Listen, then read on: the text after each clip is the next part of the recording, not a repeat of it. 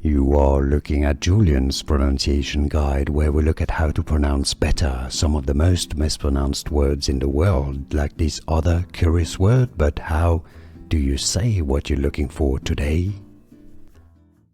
Let's learn how to pronounce this word once and for all correctly and clarify its pronunciation, or should I say pronunciations. There are different pronunciations in English. If you want to learn more vocabulary, by the way, stay tuned. I've got more videos you'll want to listen to. Probably the most common pronunciation, if you want to be safe, just say it as Apeiron, alright? Because that's probably the most common one, and that's referenced in dictionaries and everything.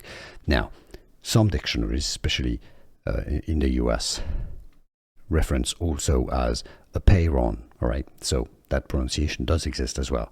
It's also correct. Apeiron does exist as well, is also correct. But it's more common to say Apeiron.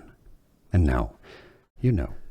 Here are more videos on how to pronounce more confusing words and names too many mispronounced. Like this video if you found it useful. I appreciate your support. I'll see you soon, and thanks for watching.